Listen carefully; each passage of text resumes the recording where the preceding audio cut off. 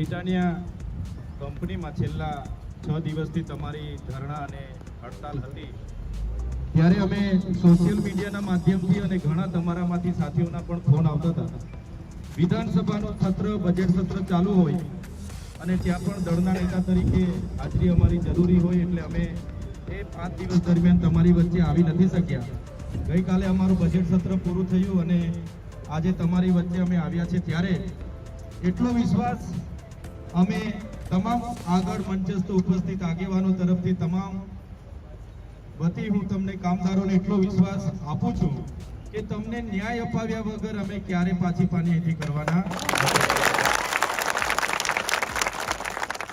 તમારી માંગો હમણાં એક ભાઈએ મને આપી, એમાં જોયું મેં માંગો તો ઘણી તમારી વધારે છે, પણ જે મહત્વની માંગો તમારી હશે એ બ્રિટાનિયા મેનેજમેન્ટ દ્વારા પૂર્ણ કરવામાં આવે એ જ અમારા પ્રયાસો છે.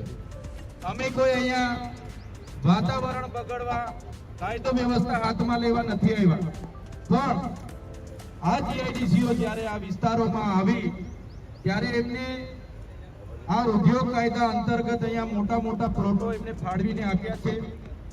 એમાં જે 85-15 નો જે રેશિયો હોય છે, સ્થાનિક લોકોને 85% કાયમી રોજગારી આપવાનો રેશિયો હોય છે, ત્યારે કાયમી રોજગારી આપવાના બદલે આ લોકો છેલ્લા 10 થી 13 વર્ષ સુધી અહીંયા કંપની ચાલી, પ્લાન્ટ ચાલ્યા. ઘણા આમાં કામદારો 10 થી 13 વર્ષ સુધી પરસેવો પાડીને આ કંપનીને મજબૂત કરાવવા માટે અને આગળ લઈ જવા માટે પ્રયાસો કર્યા. કંપનીએ એક પ્લાન્ટમાંથી 5 પ્લાન્ટ બનાવી દીધા. ફાયદો થતો હોય તો જ બનાવ્યા હશે ને? ફાયદો થતો હોય તો જ એકમાંથી 5 પ્લાન્ટ બને. આજે તમે 10 વર્ષ પહેલા બિસ્કુટના ભાવ કેટલા હતા, આજે ત્યારે 20 નો ભાવ હશે, તે બિસ્કુટ આજે 100 રૂપિયાના થઈ ગયા હશે, 50 ના તો થઈ જ ગયા હશે, થઈ ગયા હશે ને? એ બિસ્કુટ આજથી 10 વર્ષ પહેલા તમે જ્યારે અહીંયા નોકરીમાં લાગ્યા ત્યારે તે બિસ્કુટના ભાવ કદાચ 20 રૂપિયા હશે, ત્યારે આજે એ બિસ્કુટના ભાવ 50 થી 60 રૂપિયા થયા હશે. ત્યારે અમારો કહેવાનો મતલબ એવો છે, 10 વર્ષ પહેલા જે પગાર હતો એ પગાર કેમ વધારવામાં નથી આવ્યો ભાઈ? બિસ્કુટના ભાવ વધી ગયા, તમારી આવક બમણી થઈ ગઈ, પણ કામદારોનો પગાર કેમ નથી વધારવામાં આવ્યો? એની સામેની અમારી લડત છે. એટલે કામદારોનો પણ પગાર, જે શ્રમ આયોગની નીતિ નિયમો છે, સરકારની જે ગાઈડલાઈન છે એ પ્રમાણે વર્ષે ને વર્ષે વધવો જોઈએ. એટલે મિત્રો વધારે તો નથી કહેતા, હજુ તમને અમે સાંભળીશું, તમારા પ્રશ્નો પણ સાંભળીશું, કેમ કે આજે જ આપણી મુલાકાતો થઈ છે. પણ તમારી રૂબરૂમાં આવ્યા છે એટલો વિશ્વાસ અમે તમને જરૂર આપીએ છીએ કે આજે તો આવનારા દિવસોમાં પણ તમને ન્યાય અપાવ્યા સિવાય અમે તમારી પાછળથી ખસવાના નથી. ચાહે અમને અહીંયા રહેવું પડે, તમે 2 ટાઈમ તો ખવડાવશો ને અમને? ખવડાવશો ને? અહીંયા અઠવાડિયું રહેવું પડે તો રહીશું, પણ મેનેજમેન્ટ જો તમને ન્યાય નહીં આપશે તો આવનારા દિવસોમાં વિસ્તારોના તમામ કામદારોને આહવાન કરીશું,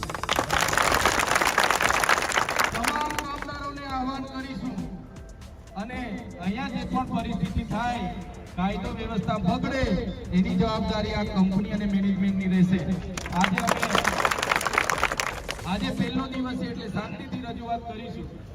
પછી જો પણ આ કંપની નહીં માનશે તો તમામ કામદારોને આહવાન કરીશું. ભરૂચ જિલ્લાની જીઆઈડીસીમાં 10 લાખથી પણ વધારે કામદારો દેશમાંથી અને દુનિયામાંથી છે. બધાને આહવાન કરીશું, અમે તમારી સાથે આવ્યા છે, લડીશું, તમને ન્યાય અપાવીને તમે અહીંથી જવાના. ધન્યવાદ. કામદાર એકતા જિંદાબાદ, કામદાર એકતા જિંદાબાદ, કામદાર એકતા જિંદાબાદ.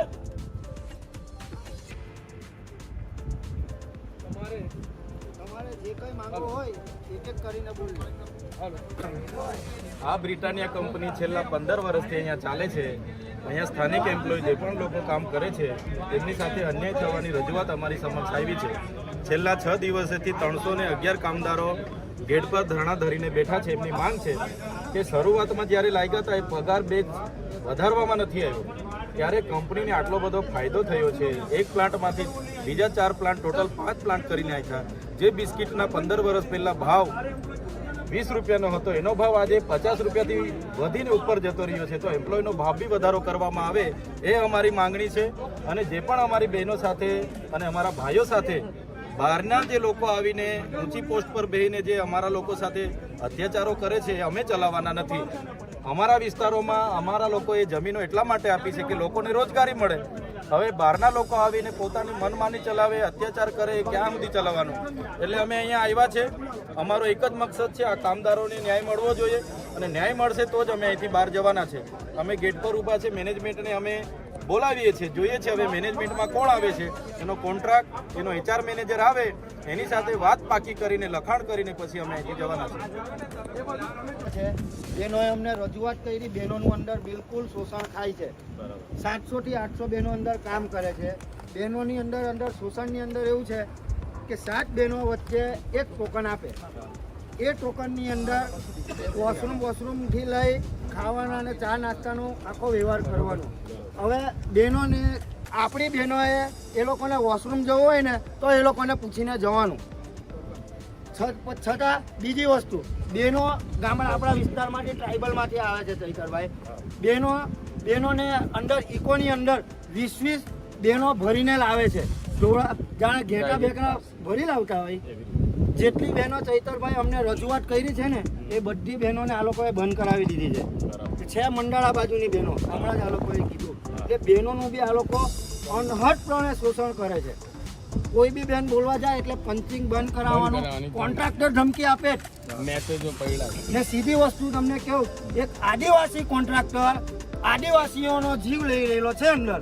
આ ચોખ્ખી વસ્તુ છે. તે દિવસે અમે રજૂઆત કરી, કોન્ટ્રાક્ટરને કીધું કે તમે એક આદિવાસી વડીલ છો, તમે કંપની કેમ તમારું બંધ કરાવે? તમે 15 વર્ષથી કામ કરીને કંપનીને આપ્યું છે. તો કોન્ટ્રાક્ટર કહે કે કંપની અમને ધમકી આપે છે. એટલે કંપની અને ડ્રાઈવરો એટલે બધા એક થઈને આખું આ ધંધો અંદર હમણાં ફિલહાલ ચાલી રહેલો છે. બહેનોનું, મારી આદિવાસી બહેનોનું શોષણ અંદર થાય છે. આપણે